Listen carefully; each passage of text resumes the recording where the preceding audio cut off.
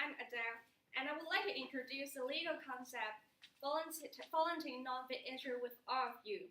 For the time being, I would like to focus on the required elements of its application, and amidst of it, I would like to illustrate how it has been applied in several Hong cases in different aspects.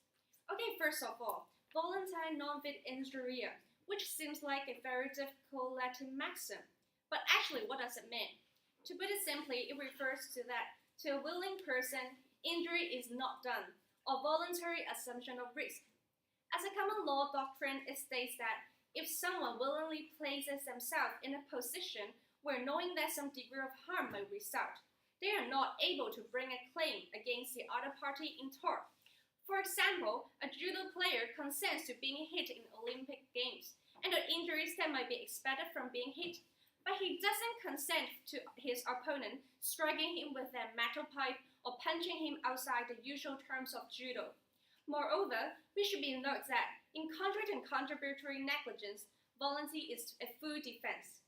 What's more, the burden of proving laid on the defendant, but not the plaintiff, and it has to be specifically pleaded if it is to be relied on, which we state from the case Lamcam type. Okay, to continue, please keep in mind that there are two indispensable elements that the defendant has to depend on for a successful claim.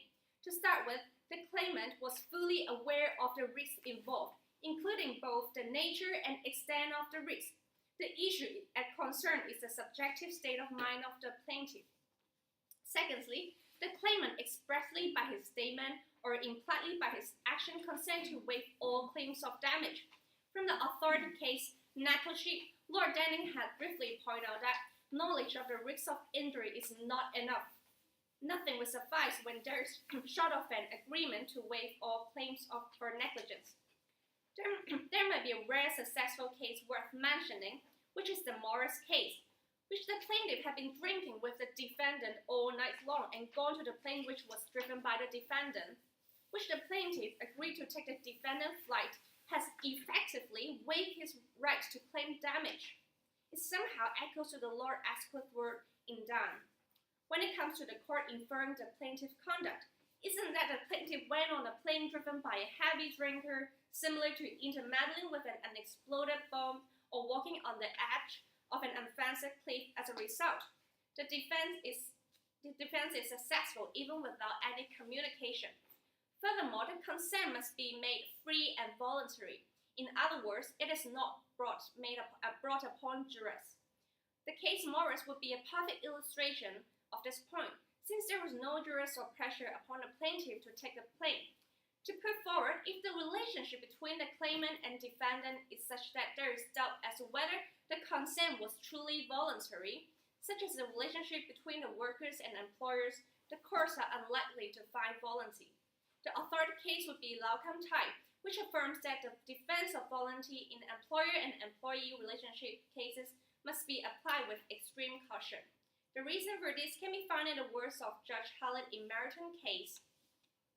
If a man is not in a position to choose freely, he cannot be said to have consent voluntarily.